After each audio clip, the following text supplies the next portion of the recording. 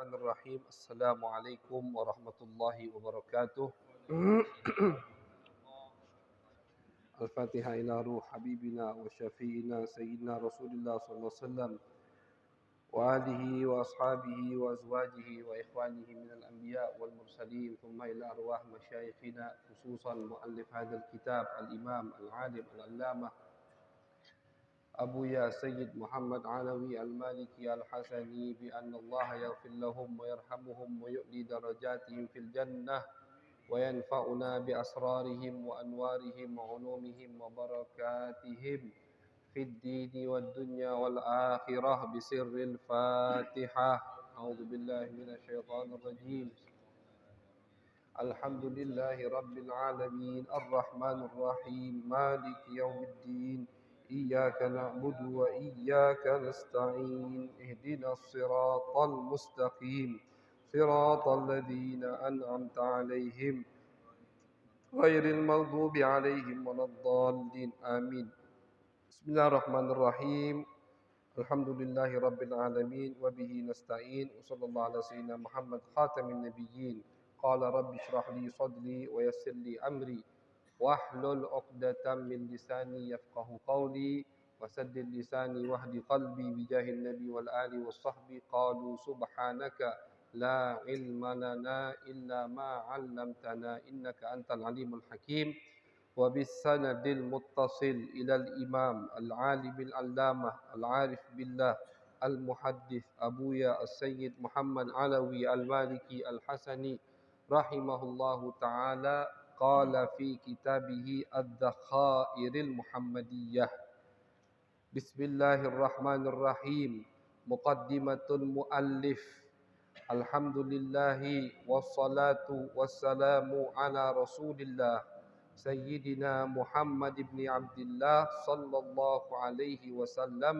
تسليما أما بعد فهذه مباحث لطيفة وفوائد شريفة مختلفة ومتعددة لا يجمعها باب ولا يربطها فصل ولا يتصل بعضها ببعض وإنما يربطها شيء واحد ذلكم أنها تتعلق بحضرة المصطفى صلى الله عليه وسلم فهذه هي النقطة الجامعة بين مباحث هذا الكتاب. Alhamdulillah ma'asyiral hadirin yang dirahmati oleh Allah Subhanahu wa taala, puji syukur kehadirat Allah di malam yang insya-Allah penuh dengan berkah ini kita kembali dikumpulkan oleh Allah Subhanahu wa taala di masjid yang insya-Allah penuh dengan barakah. Amin. Insya-Allah pintu langit selalu dibuka untuk kita. Ya, taufik hidayah selalu disertai oleh Allah kepada kita dimanapun kita berada. Amin ya rabbal alamin. Ma'asyiral hadirin, seperti yang sudah kita ketahui, ini pertemuan kita kedua kali di rutinan majlis bulanan yang Al-Fakir asuh di masjid yang penuh dengan berkah ini, yang mana kita sudah sepakati insya-Allah yang akan kita baca adalah kitab Adz-Dzakhair Muhammadiyah. Judulnya Dzakhairul Muhammadiyah. Yang ingin mengikuti sambil baca kitab, silahkan pesan sama akhina Ustaz Nuruddin atau Ustaz Suhaimi yang ingin mengikuti sambil baca kitab. Karena kitab ini sangat berkah sekali. Kitab luar biasa yang dikumpulkan oleh orang yang sangat luar biasa, yaitu Abuya Guru Besar As-Sayyid Muhammad Alawi Al-Maliki Al-Hasani rahimahullahu taala. Jadi kalau yang apalagi yang bisa baca kitab, yang bisa baca kitab gundul. Ini kan bahasa Arab, gundul lagi. Gundul itu kata harokat. Tapi insya-Allah kita harokati tiap kita baca. Kalau yang bisa baca kitab sangat sayang sekali kalau tidak mengikuti pakai kitab. Paling tidak kita punya kitab ini berkah sudah. Karena isi kitab ini adalah semua hal-hal yang berkaitan dengan Nabi besar Muhammad sallallahu alaihi wasallam. Kitab itu bisa posisinya menggantikan daripada orang yang disebut. Dengan bukti ulama mengatakan yang punya kitab Sunan At-Tirmidzi Ya. Jadi ada satu imam namanya Tirmizi. Namanya Tirmizi. Beliau ini mengumpulkan hadis-hadis Nabi besar Muhammad sallallahu alaihi wasallam. Ulama mengatakan, barang siapa yang di rumahnya ada kitab Sunan Tirmizi, ka'annan nabiyya fi baitihi yatakallam. Seakan-akan Nabi di rumahnya sedang berbicara. Artinya kitab dia, cuman kan isinya hadis Nabi. Seakan-akan Nabi ada di rumahnya. Kitab tapi punya manfaat. Itulah keyakinan ahlu sunnah wal jamaah. Bukan karena kitabnya, bukan karena kertasnya, bukan. Ya, alangkah bahlul orang, alangkah bodohnya orang kalau yakin kertasnya yang membuat faidah, kertasnya yang menghasilkan manfaat. Tidak, bukan karena kertasnya, bukan karena tintanya, bukan. Tapi karena apa? Karena siapa yang ditulis di kitab tersebut. Kitab yang lain, ada kitab namanya Azkar lil Imam An-Nawawi. Diriwayatkan bahwasanya ini mujarrab ini. Yang punya kitab Azkar karangan Imam Nawawi, rumahnya tidak akan terbakar.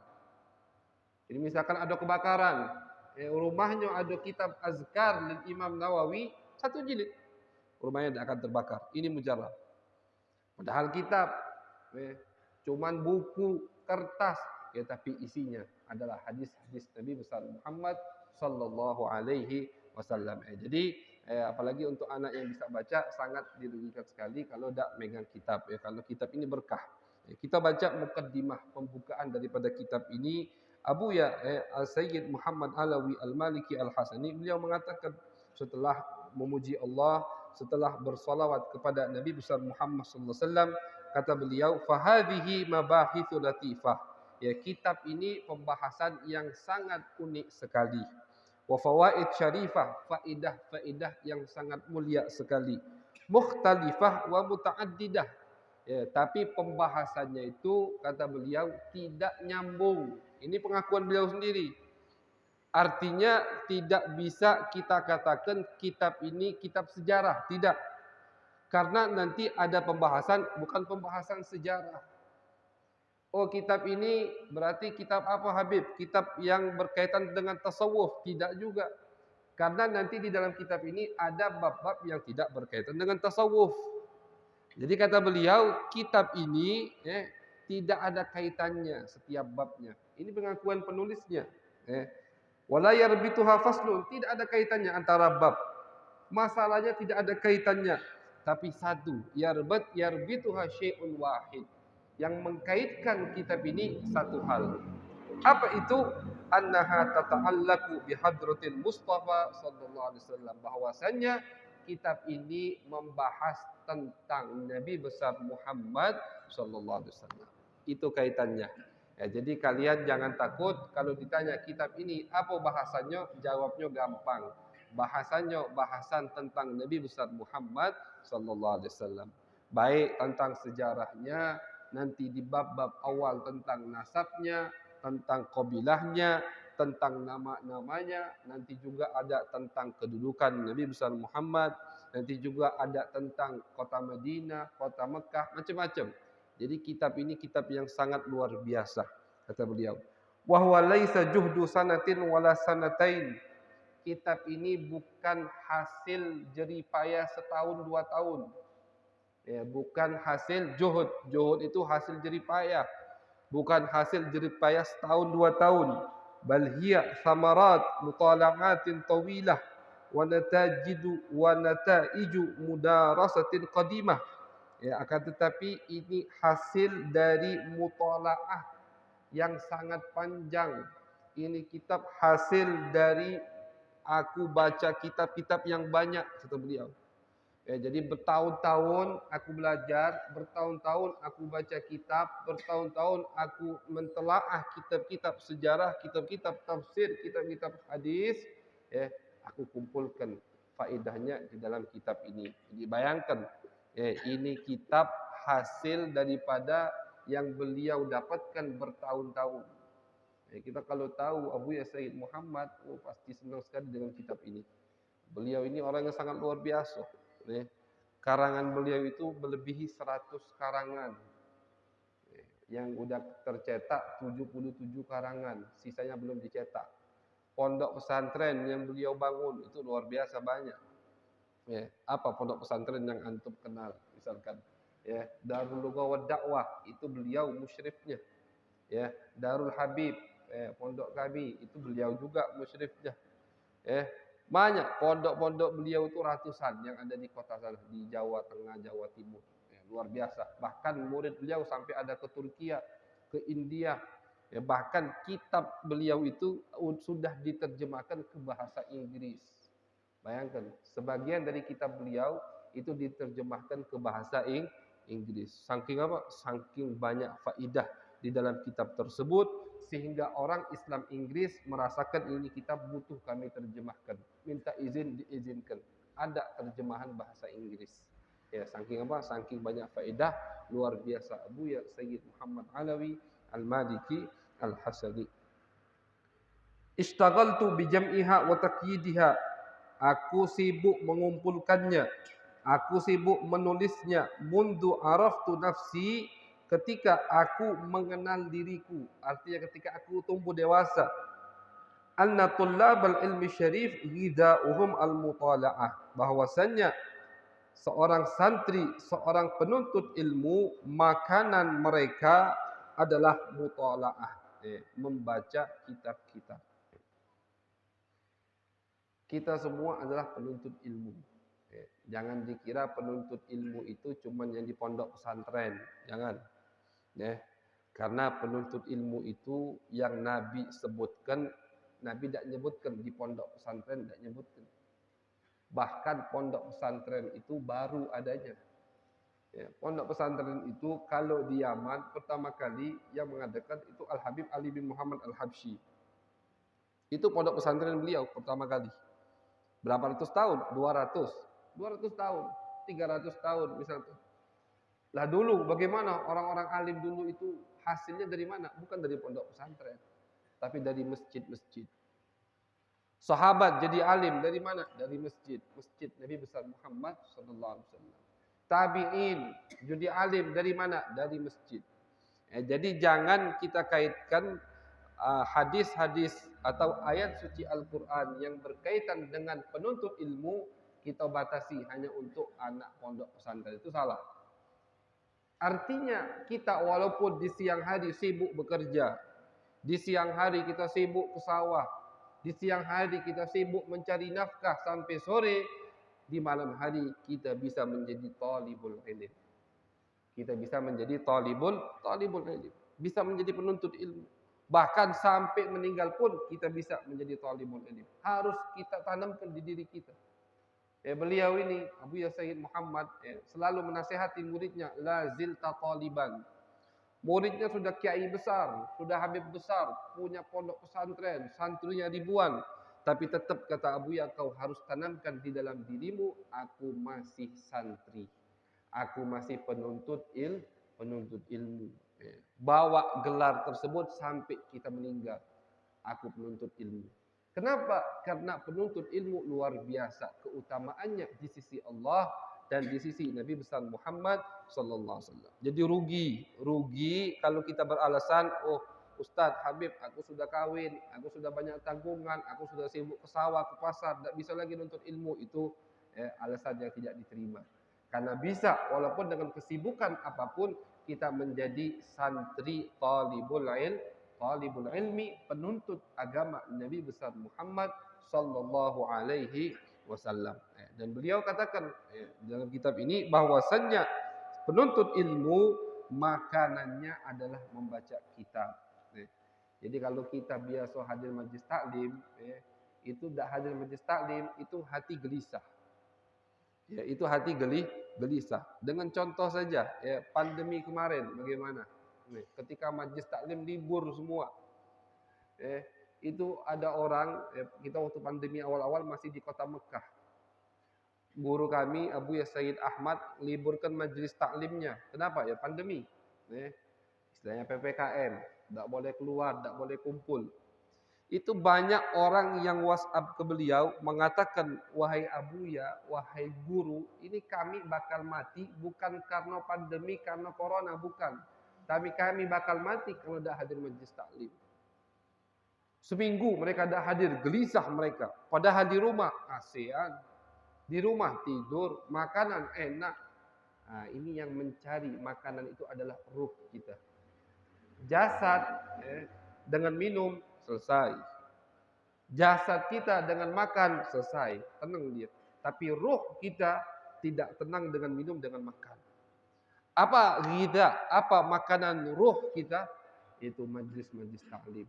Membaca kitab yang ditulis oleh ulama-ulama. Mendengar hadis Nabi besar Muhammad sallallahu alaihi wasallam. Dibuktikan sama Allah. Lihat PPKM kemarin, pandemi kemarin. Ketika semua majlis libur, itu orang gelisah semua. Orang sumpek semua. Kenapa? Ruh mereka mencari makanannya. Mana ini majlis taklim? Mana ini majlis maulid? Mana ini majlis zikir? Kami ingin makan ruh mereka. Nah, kata beliau di sini disebutkan. Seorang santri penuntut ilmu yang sejati tidak akan lewat sehari dua hari dia betah dia tidak baca kitab. Begitu. Santri yang sejati, penuntut ilmu sejati, sehari tidak baca kitab masihlah mungkin lewat. 2 hari, 3 hari mulai gelisah. Ada yang kurang. Oh, ternyata belum baca kitab. Ternyata belum mendengar hadis-hadis Nabi besar Muhammad sallallahu alaihi wasallam. Wa minha khawatir, termasuk daripada yang aku tulis di dalam kitab ini, khawatir lintasan-lintasan hati fi tafsiri ba'dil haqa'iqin nabawiyah, di dalam menafsiri hal-hal yang berkaitan dengan Nabi besar Muhammad sallallahu alaihi wasallam.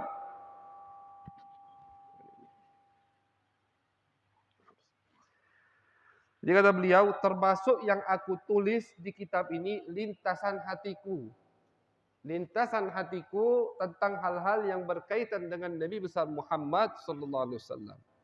Ya, karena orang kalau sudah makin tinggi kedudukannya, makin bersih hatinya, akan dibukakan hatinya dengan ilmu yang tidak dibukakan kepada orang lain. Ini namanya ilmu laduni. Orang yang takwanya makin tinggi, wattaqullah wa yu'allimukumullah. Takwalah kalian kepada Allah, maka kalian akan diajarkan oleh Allah, diberitahu oleh Allah ilmu-ilmu yang kalian tidak pernah ketahui. Jadi sangat mahal kan berarti. Ini lintasan tidak ada di kitab lain tidak ada lintasan ini. Lintasan ini dari Allah ke hati beliau dan ditulis sama beliau di kitab ini. Kayak luar biasa kitab yang kita baca di malam hari ini. Au tahlil ma qad yastaskiluhu ba'dun nas fi hadzal bab waradat ala qalbi ma'aniha fa uthbituha khasyata dhiyaiha.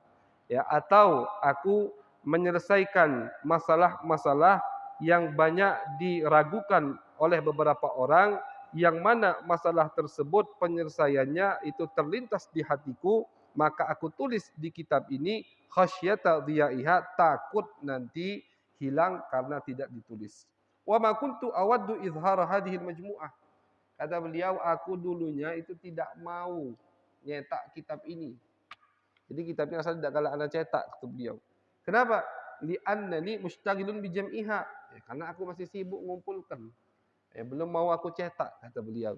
Walakin asyara alayya man la tasa'uni mukhalafatuh. Akan tetapi telah meminta kepadaku orang yang tidak bisa aku langgar perintahnya, bi ibrazi ma yumkinu ibrazuhu liyastafida minhu man yuhibbu dzalik, untuk menampakkan mencetak kitab ini agar kitab ini bisa memberi faidah bagi orang-orang yang ingin membacanya. Jadi ulama-ulama dulu itu orang-orang wali, alim tapi wali, alim tapi hatinya bersih. Itu mereka tidak mau terkenal dengan kitabnya. Tidaklah. Jadi mereka itu kalau ngarang kitab, itu kitabnya diumpeti, disingiti. Belum waktunya terkenal, tidak mau terkenal. Lihat Al-Imam Al-Jurumiyah yang ngarang kitab Jurumiyah. Itu beliau ketika ngarang kitab Jurumiyah, selesai karangannya dilempar ke laut. Bukan diserahkan ke percetakan, bukan. Selesai dia ngarang kitab Jurumiyah, dilempar ke laut. Dia doa, ya Allah, kalau aku ikhlas ngarang kitab ini, maka kau yang akan mencetaknya, bukan urusan aku mencetak kitab. Meninggal beliau. Beliau meninggal, kitab tadi hanyutlah di tepi sungai. Di pantai, laut. Ada orang yang ambil, lihat, oh bagus kitab ini. Untuk pemula belajar ilmu nahwu. Dipakailah di pondoknya. Atau di sekolahnya. Yang lain lihat, ditiru. Dipakai. Sekarang kitab Jurumiyah dipakai di seluruh dunia. Setiap pondok pesantren, setiap sekolah madrasah yang baru membuka anak-anaknya ingin belajar ilmu nahwu, pasti belajar kitab Jurumiyah. Itu muallifnya yang ngarang kitab itu, setelah ngarang dilempar ke laut, dibuang. Untuk apa? Untuk menunjukkan kalau memang aku ikhlas, kitab ini bakal diterima atau digunakan oleh semua umat. Betul, kitab tersebut dipakai di seluruh dunia. Kitab Jurumiyah tipis. Nah, jadi begitu. Memang ulama-ulama dulu ketika mereka ngarang kitab itu tidak mau ditampakkan. Tidak mau mereka cetak karena mereka merasa belum pantas. Aku ini masih belum ikhlas. Masih jauh dari kata ikhlas untuk Allah. Cuman guru-guru mereka yang memaksa mereka untuk menampakkannya. Seperti Abuya ini. Kata Abuya, aku mendapat perintah dari orang yang tidak bisa aku langgar perintahnya agar kitab ini dicetak.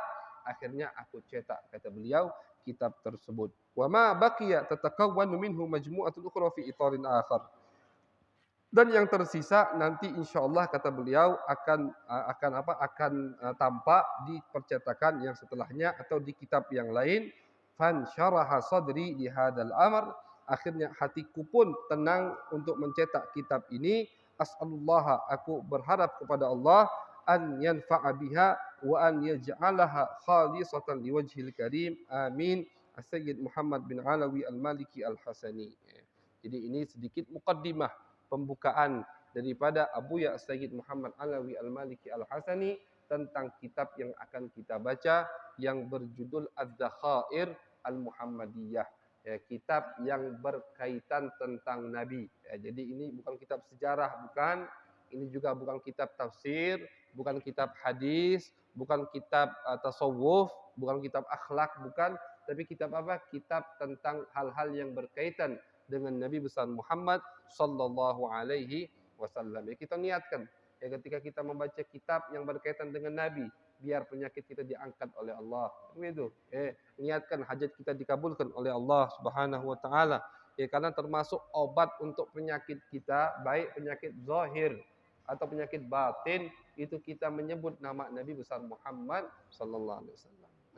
Sebagian ulama dikatakan oleh Al-Imam An-Nawawi di dalam kitabnya At-Tibyan fi Adabi Hamalatil Quran. Sebagian ulama kalau lagi sakit, cara pengobatannya itu ngumpulkan muridnya, suruh murid-muridnya baca hadis Nabi besar Muhammad. Habis itu sembuh. Yakin yang penting. Masalahnya ini di zaman akhir ini kurang yakin sama Nabi. Sama dokter yakin luar biasa. Tapi sama Nabi tidak yakin. Nabi mengatakan habbatus sauda dawa'un min kulli da. Jintan hitam kata Nabi obat untuk semua penyakit. Tak yakin kita, maka kita tidak pernah makan jintan hitam. Tapi kalau orang yang yakin tidak terkena penyakit karena dia selalu konsumsi jintan hitam yang sudah disebutkan oleh Nabi besar Muhammad sallallahu alaihi wasallam. Jadi kita sekarang yakin dengan obat-obat dokter, tapi tidak yakin dengan obat yang disebutkan, yang resepnya datang dari Nabi besar Muhammad sallallahu alaihi wasallam. Jadi termasuk niat kita hadir majlis taklim atau ke masjid ini duduk untuk mendengar nama Nabi besar Muhammad, niatkan biar penyakit aku hilang. Baik penyakit zahir, yang punya kolesterol, yang punya darah tinggi, yang punya gula, macam-macam penyakit sekarang kan, biar hilang. Yang punya penyakit hati, hasud, riak, sombong, susah kalau diomongi, biar hilang ya Allah. Berkat apa? Berkat Nabi besar Muhammad sallallahu alaihi wasallam. Insyaallah sembuh penyakitnya. Karena itu yang diterapkan juga oleh guru-guru kita. Kita kadang melihat guru kita Abu Said Ahmad itu sakit. Kita kira ini tidak bakal keluar majlis taklim. Ngapa? Sakit dari pagi tidak keluar. Badannya panas, gulanya naik. Ternyata di maghrib keluar, turun, hadir majlisnya, majlis hadis. Duduk beliau hanya membaca saja tanpa menyarahkan. Jadi santri-santrinya baca hadis, beliau tidak komentar sama sekali. Cuma diam, dengar santri-santrinya baca hadis Nabi. 1 jam, gantian kami baca hadis. Selesai semua, azan isya, sholat, seger langsung betul. Gula tadi yang tadinya naik turun. Darah yang tadi tinggi normal. Berkat apa? Bukan berkat obat, berkat hadis Nabi besar Muhammad sallallahu alaihi wasallam. Ini yang kita butuhkan di zaman sekarang ini. Ya, yang kita butuhkan lebih dari obat, lebih dari Panadol, lebih dari Inzal, lebih dari semuanya, yaitu mendengarkan ya sabda nasihat daripada orang yang paling mulia, yaitu Nabi besar Muhammad sallallahu alaihi wasallam. Kita masuk ke bab pertama dari kitab ini. Nasabuhu syarif sallallahu alaihi wasallam. Yang disebutkan sama beliau pertama kali ya nasab Nabi besar Muhammad sallallahu alaihi wasallam. Yang harus kita yakini bahwasannya nasab Nabi adalah nasab yang paling mulia. Itu harus kita yakini. Termasuk yang wajib kita imani. Yang harus kita yakini. Tidak boleh diragukan lagi bahwasannya nasab Nabi adalah nasab yang paling mulia. Nenek moyang Nabi adalah orang-orang yang paling mulia. Semuanya dari Abdullah sampai Adnan sampai ke Nabi Adam adalah orang-orang pilihan dari Allah Subhanahu wa taala. Pilihan dari Allah. Allah Subhanahu wa taala itu bersabda berkata berfirman, a'udzubillahi minasyaitonirrajim wa taqallubaka fis sajidin. Kata Allah, wahai Muhammad, Allah itu sudah memperhatikanmu sejak sulub, sejak dirimu dipindahkan oleh Allah dari orang yang sujud ke orang yang sujud ke orang yang sujud sampai ke ayahmu. Artinya, ketika Nabi Adam diciptakan oleh Allah, Nabi Adam punya anak, itu sudah dititipkan sama Nabi Adam kepada anaknya, ini cahaya Muhammad, ini jasad Muhammad istilahnya. Begitu disebutkan oleh Imam As-Suyuti. Makanya sama Nabi Adam bukan diletakkan kepada anaknya yang pertama-tama, bukan. Tapi diletakkan kepada khalifahnya, yaitu yang bernama Nabi Syith. Nabi Adam itu kan anaknya banyak. Beliau punya anak yang bernama Syith, Nabi, pengganti beliau. Kepada Syith lah Adam titipkan, ini harus kau jaga. Ini adalah cahaya Nabi akhir zaman. Nabi Syith menitipkan cahaya ini kepada anaknya yang paling pantas. Terus tuh sampai ke Nabi Nuh. Nabi Nuh membawa cahaya Nabi. Nabi Nuh kepada anaknya yang paling takwa, yang paling bagus. Terus pindah itu sampai ke Nabi Ibrahim. Nabi Ibrahim ke Nabi Ismail. Nabi Ismail kepada anaknya sampai ke Adnan, sampai ke Abdul Muttalib, sampai kepada Abdullah. Abdullah menitipkan cahayanya ke Siti Aminah sampai lahirlah Nabi besar Muhammad sallallahu alaihi wasallam. Itu maksud ayat tadi. Allah memperhatikanmu, ya, jadi perhatian Allah kepadamu itu sudah sejak dari perpindahanmu dari orang yang sujud, artinya orang yang iman kepada Allah, ke orang yang sujud, orang yang iman kepada Allah, sampailah kepada Abdullah. Jadi jangan didengarkan tuh kalau ada orang yang mengatakan orang tua Nabi di neraka, itu salah jelas, akidah yang sesat. Kalau ada yang berani mengatakan orang tua Nabi di neraka. Mungkin bukan sekarang kita untuk ngebantahnya. Mungkin nanti ada babnya. Orang tua Nabi semuanya orang yang beriman kepada Allah. Tidak ada yang nyembah berhala. Tidak ada yang mabuk-mabukan. Tidak ada yang berbuat zina. Nabi mengatakan, kata Nabi, ma waladani sifahun qattu. Kata Nabi, pernikahan kakek nenek moyangku ini, kata Nabi, itu semua seperti nikahnya Islam. Artinya kalau sudah ada agama Islam, nikah mereka semuanya sah. Ada ijab kabul, ada maharnya, ada akadnya, disaksikan dengan saksi, ada walinya, begitu semua. Pernikahan resepsi nenek moyang Nabi besar Muhammad sallallahu alaihi wasallam, karena apa? Karena Allah ingin memuliakan Nabi besar Muhammad sallallahu alaihi wasallam.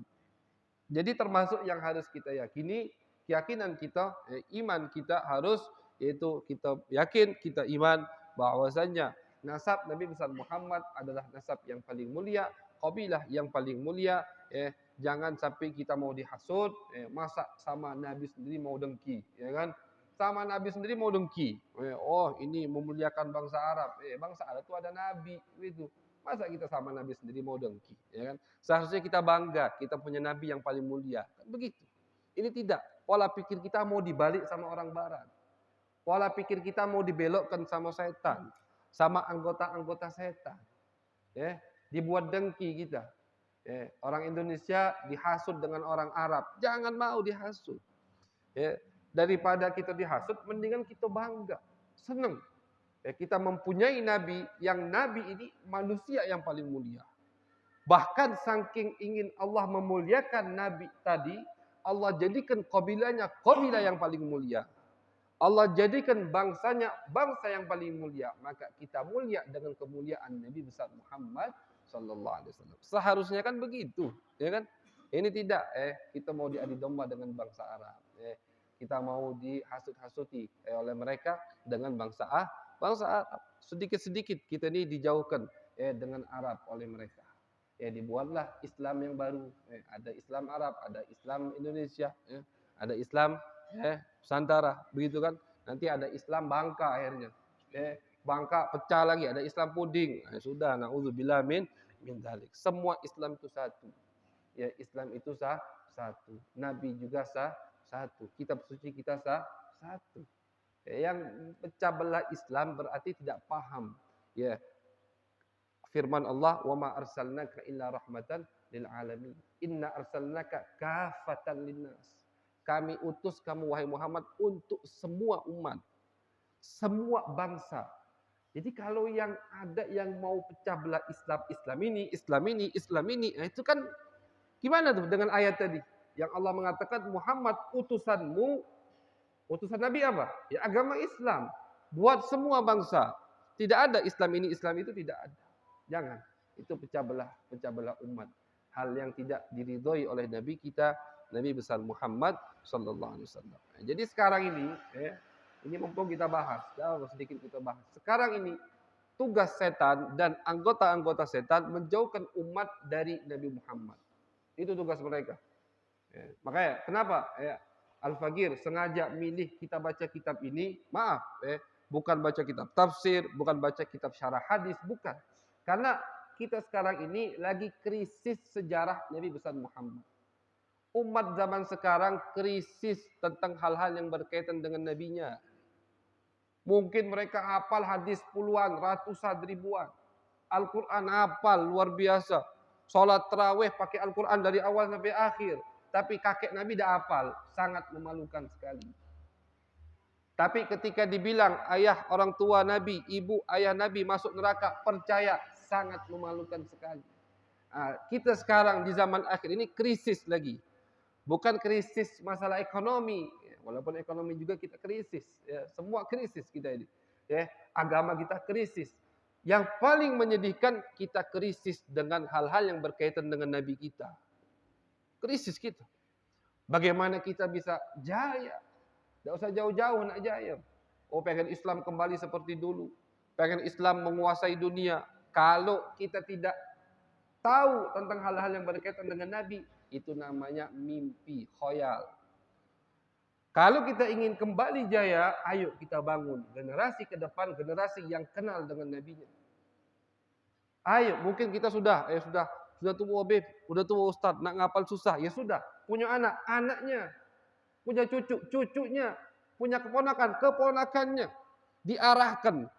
Diarahkan mereka untuk mengenal nabi-nabi mereka. Mereka tidak mau mondok Ustaz, tidak mau mondok, tidak usah mondok. Tidak masalah. Mereka mau jadi dokter, silahkan jadi dokter. Tapi jadi dokter yang kenal dengan nabinya. Mereka ingin jadi anggota DPR, Habib, silahkan. Cuma jadi anggota DPR, jadi kades, yang kenal dengan nabinya. Kalau dokter kenal dengan nabinya, anggota DPR kenal dengan nabinya, kades, bupati, wali kota, gubernur, presiden kenal dengan nabinya, baru Islam bakal jaya. Baru Islam bakal jaya. Tapi kalau semua apapun jabatannya tidak kenal dengan nabinya, jangan harap Islam bakal jaya. Kita akan selalu diadu domba oleh musuh-musuh Islam.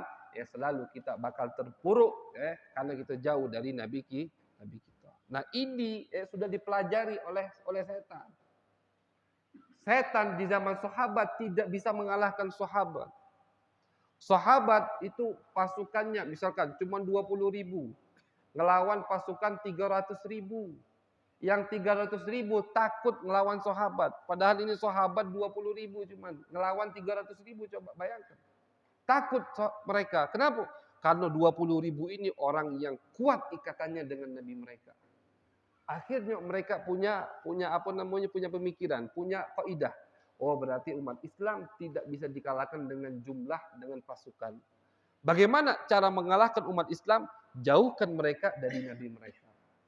Nah, kalau mereka sudah jauh dari Nabi mereka, bisa kita tipu dengan harta, bisa kita tipu dengan jabatan, bisa kita tipu dengan dunia, gampang. Kenapa? Jauh mereka dari Nabi mereka. Itu sekarang usaha atau yang sedang dilakukan oleh setan dan anggotanya. Makanya sekali lagi ya, Al-Fagir majlis yang ada di Bangka ini sebulan sekali. Di sini tentang Nabi Muhammad, berkaitan dengan Nabi Muhammad. Semalam di Bakam kita baru pembukaan juga majlis perempuan. Apa yang kita bahas? Nisa haular Rasul, wanita-wanita yang ada di sekitar Nabi besar Muhammad. Ya, kita mulai biografi sejarah dari istri beliau pertama yaitu Sayyidah Khadijah dan seterusnya insyaallah. Habis isyaknya di kayu besi di tempat Ustaz Fahrul Razi itu kita bahas fiqhus sirah, sejarah Nabi besar Muhammad SAW. Sengaja Al-Fagir memang ingin ngebangun tempat kita dengan generasi yang kenal dengan nabinya insyaallah sehingga kedepannya generasi ini akan menjadi generasi yang dekat dengan nabinya, kenal dengan nabinya, membangun kota Bangka insyaallah lebih baik karena dekat dengan Nabi besar Muhammad sallallahu alaihi wasallam. Jadi itu sekali lagi alasan kenapa kita banyak membuka kitab-kitab kajian-kajian yang berkaitan dengan Nabi kita, Nabi besar Muhammad sallallahu alaihi wasallam. Nasab beliau, ya nasabuhu syarif, nasab yang sangat mulia.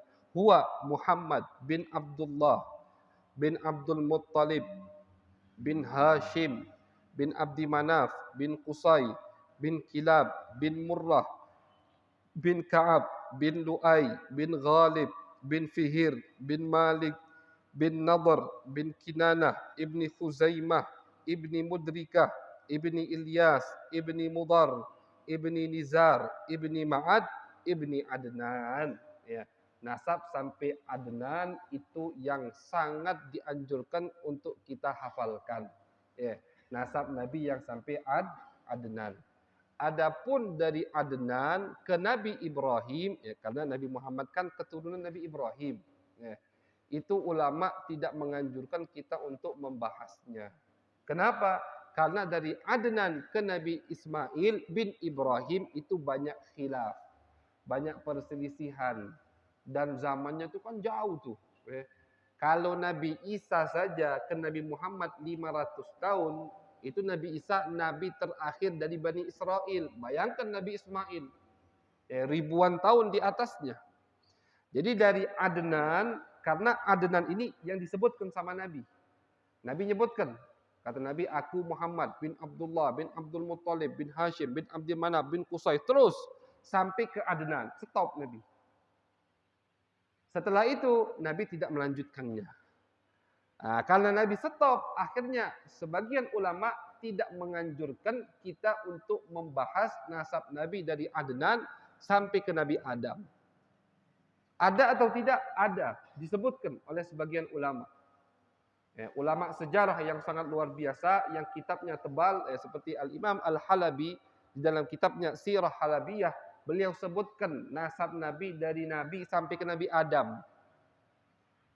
Agar kalau ada yang ingin tahu, sekali bebaco jadilah. Nah, itu ada di kitab itu. Ya, nasab Nabi dari Muhammad sampai ke Adam. Ada. Namanya aneh-aneh. Kita kalau tidak bisa baca, tidak bisa kita baca namanya. Aneh-aneh namanya. Nah, cuman tidak dianjurkan. Kenapa? Takutnya nanti kita salah. Karena banyak perselisihan. Namanya sejarah. Ratusan tahun, bahkan ribuan tahun. Takutnya salah, ini bukan ayah Nabi, kita jadikan itu kakek nenek moyang Nabi. Takutnya salah, akhirnya tidak dianjurkan oleh ulama kita membahas nasab Nabi dari Adnan sampai ke Nabi Adam. Tapi tidak diragukan lagi dan tidak ada khilaf bahwasanya Nabi besar Muhammad keturunan Nabi Ismail bin Ibrahim. Itu tidak ada khilaf. Bahwasanya Nabi Muhammad keturunan Nabi Ismail. Bahkan Nabi Muhammad ini doa dari Nabi Ibrahim. Rabbana wab'ats fihim rasulan min anfusihim yatlu alaihim ayatihi wa yuzakkihim wa yu'allimuhumul kitaba wal hikmah.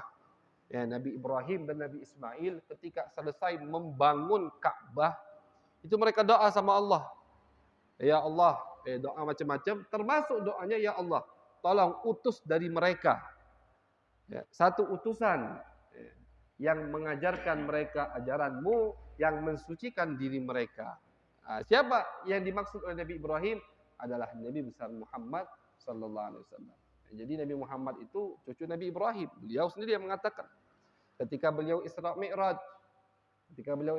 turun ke bawah, sahabat nanya, ada apa cerita Isra Mi'raj ya Rasulullah? Ceritakan sama Nabi.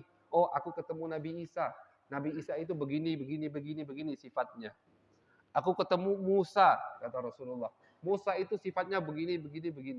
Aku ketemu Yusuf, ketemu Idris. Aku ketemu Ibrahim. Ibrahim persis seperti aku, kata Nabi.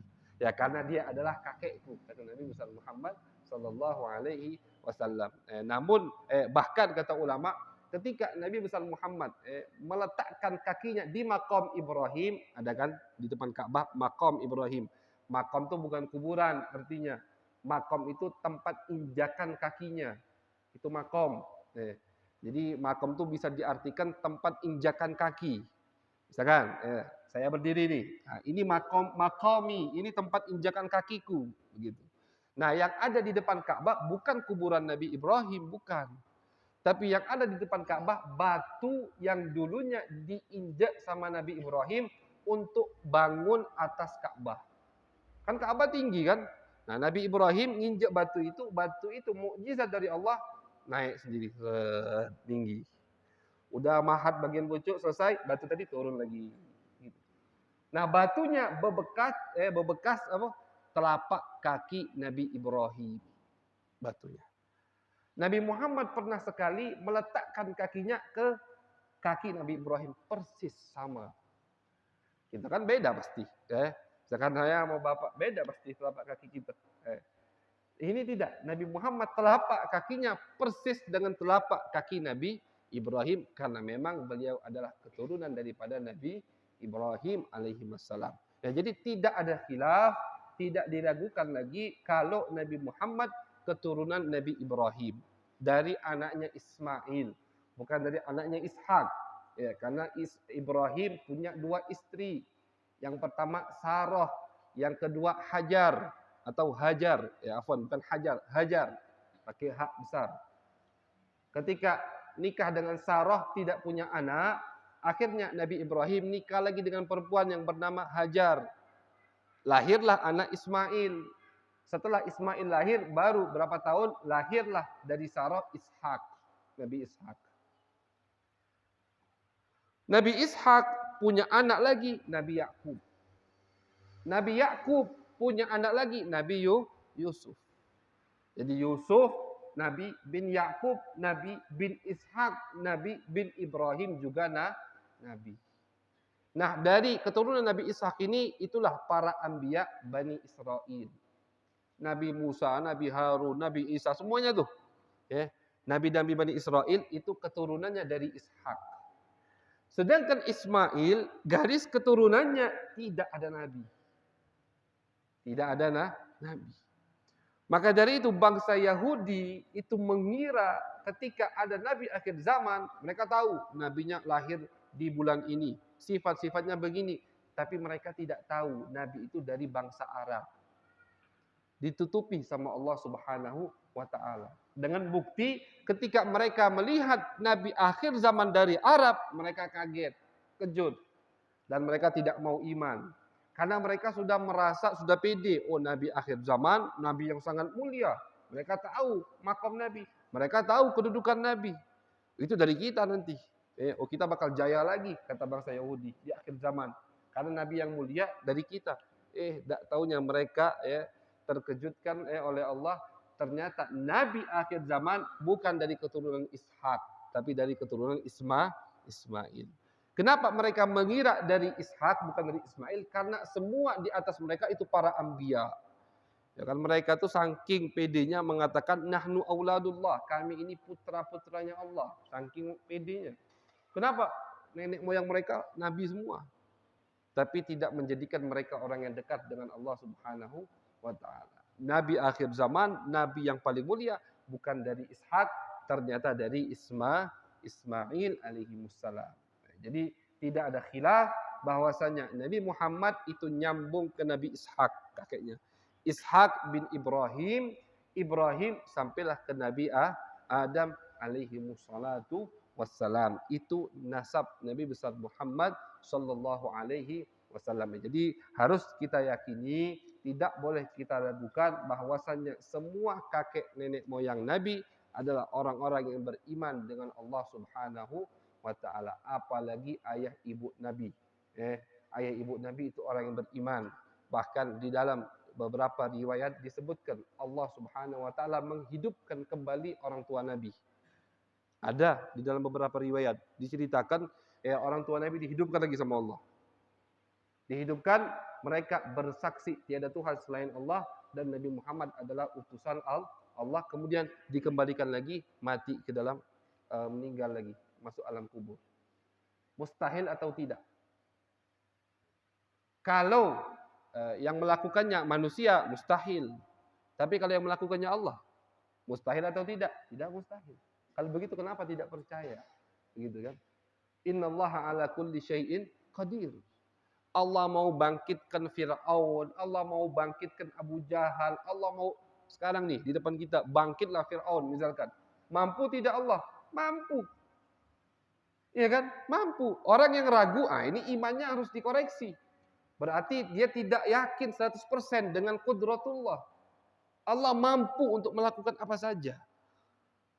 Menghidupkan ayah Nabi, ibu Nabi bukan hal yang susah untuk Allah Subhanahu wa taala. Allah sudah menciptakan mereka. Kalau yang ragu berarti tidak percaya dengan hari akhir. Karena kita nanti semua meninggal dan kita kembali dibangkitkan oleh Allah Subhanahu wa taala. Jadi ada di dalam beberapa riwayat disebutkan bahwasannya orang tua Nabi dihidupkan kembali oleh Allah dan mereka bersaksi tiada Tuhan selain Allah dan Nabi Muhammad adalah utusan Allah, kemudian mereka meninggal lagi dan masuk ke alam kubur lagi. Kalau misalkan ada yang masih kurang percaya dengan cerita ini, itu fiktif, itu khoyal, ini oke. Allah Subhanahu wa taala mengatakan di dalam Al-Qur'an, "Wa ma kunna mu'adzibina hatta nab'atsa rasula." Kata Allah, kami tidak akan mengazab satu kaum sampai kami kirim kepadanya utusan kami. Jadi orang yang meninggal dari sebelum Nabi diutus sampai sebelum mereka Nabi Isa, itu orang semuanya selamat. Dinamakan ahlul fatrah. Dinamakan ahlul fatrah. Mereka semua selamat. Bahkan umpama di zaman sekarang ada orang yang masih hidup, tinggal di tengah hutan, orang hutan, tidak sampai kepada mereka dakwah Nabi Muhammad, mereka meninggal, mereka juga ahlul fatrah, mereka selamat. Karena syarat orang jadi mukallaf, ini dalam ilmu akidah, ilmu tauhid. Syarat orang jadi mukallaf, kena kewajiban iman kepada Allah, iman kepada Nabi adalah bulughud dakwah. Harus sampai kepadanya dakwah Nabi besar Muhammad sallallahu alaihi wasallam. Seperti kita ini dakwah Nabi sudah sampai ke kita.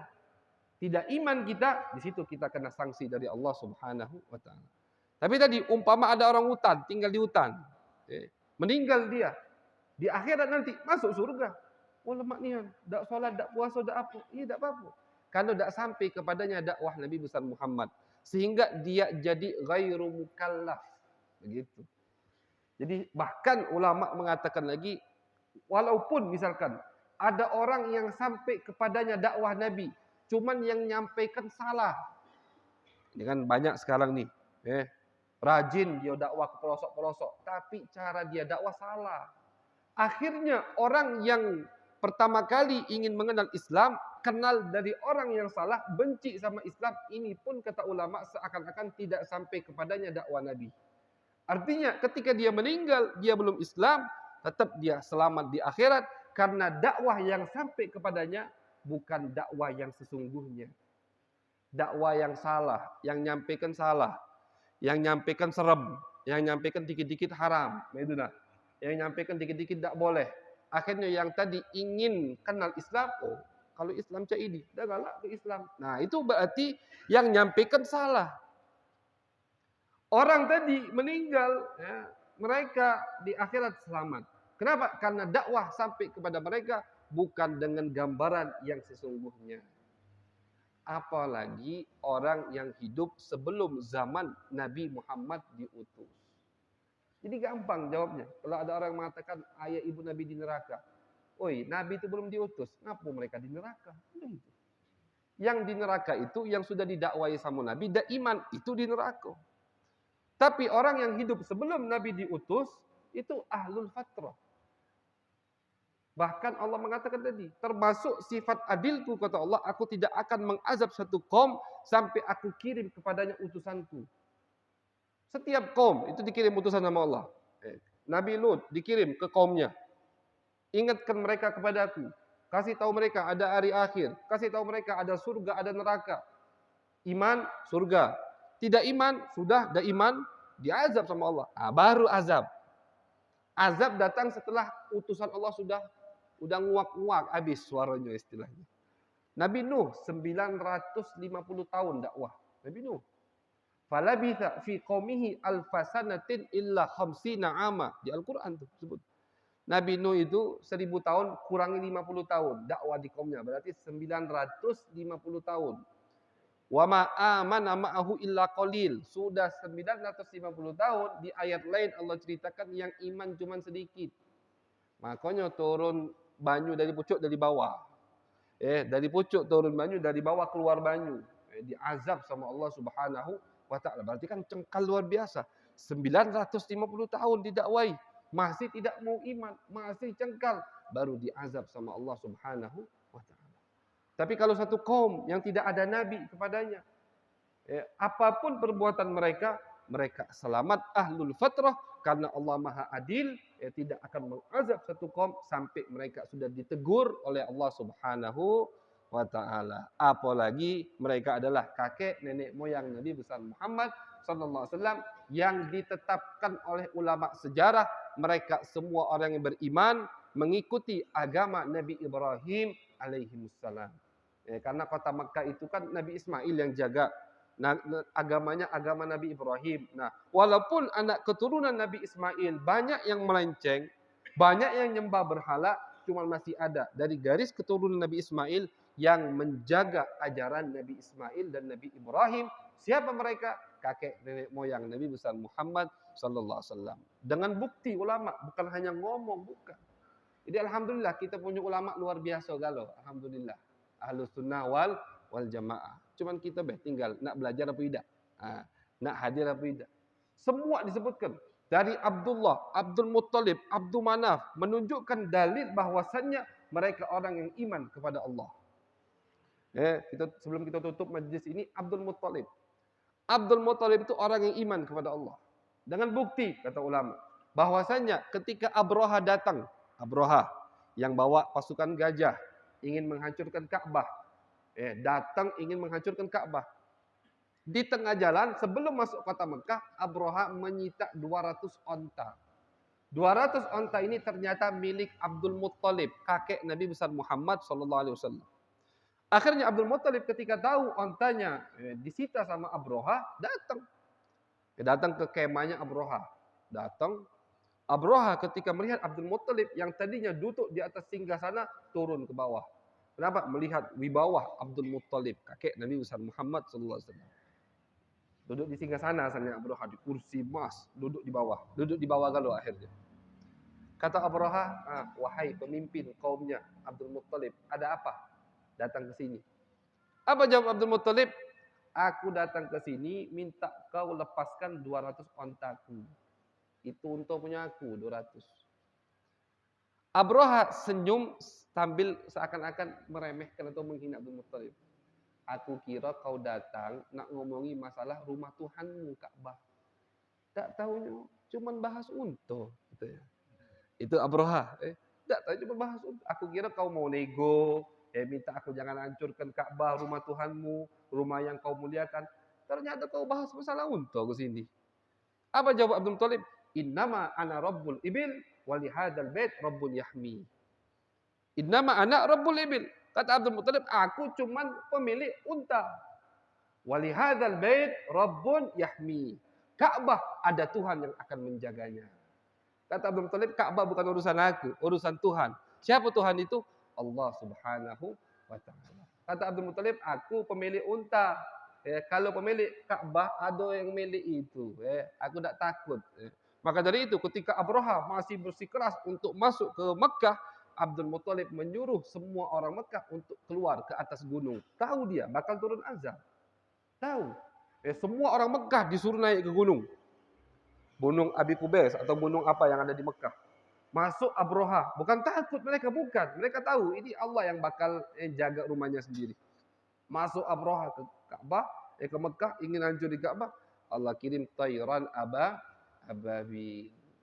Ini menunjukkan apa? Abdul Muthalib percaya iman kepada Allah Subhanahu dan semuanya sampai ke atas. Kita tidak sempat waktu kita kalau mau bahas dalil semuanya iman kepada Allah. Ini bukti kecil bahwasannya semua kakek nenek moyang Nabi besar Muhammad SAW adalah orang yang iman kepada Allah, orang yang takwa kepada Allah Subhanahu wa taala. Allah menjaga kakek nenek moyang Nabi hanya untuk memuliakan Nabi besar Muhammad sallallahu alaihi wasallam, bangsa Nabi bangsa yang paling mulia, kabilah Nabi kabilah yang paling mulia. Sekali lagi jangan mau kita diadu domba, jangan. Kita mau diadu domba dengan Nabi kita sendiri, malu. Malu sama Nabi kalau kita benci dengan bangsa Arab. Bukan karena Arabnya, tapi karena Nabinya. Malu sama Nabi kelak di akhirat. Kalau kita ni yang pecah belah umat. Ngadu ke Islam bangkola, Islam puding. Malu sama Nabi besar Muhammad SAW. Jangan mau diadu domba. Kalau ada orang yang mengatakan begitu, malah kita harus bangga. Aku bangga. Karena Nabiku satu bangsa dimuliakan oleh Allah. Karena Nabiku kami menjadi umat yang paling mulia. Karena Nabiku Mekah menjadi kota yang paling mulia, Madinah menjadi kota yang paling mulia berkat Nabiku, bukan berkat Nabimu, begitu. Seharusnya kita bangga, bukan mau diadu domba. Mudah-mudahan kita dijadikan oleh Allah Subhanahu wa taala umat Nabi Muhammad yang cerdas. Harus jadi umat yang cerdas sehingga kita tidak gampang diadu domba oleh musuh-musuh Islam. Gimana kita biar cerdas? Melainkan kalau kita hadir majlis taklim, kita rutin ke pengajian ilmu sehingga wawasan kita tambah terbuka dan kita mendapatkan ridha Allah dan ridha Nabi besar Muhammad sallallahu alaihi wasallam. Amin ya rabbal alamin. Allahumma aghnina bil ilm wa zayyinna bil hilm wa akrimna bit taqwa wa jammilna bil afiyah. ربنا تقبل منا إنك أنت السميع العليم وتب علينا إنك أنت التواب الرحيم صلى الله على سيدنا محمد وعلى آله وصحبه وبارك وسلم والحمد لله رب العالمين بالقبول. Ada yang nak bertanya soal yang kita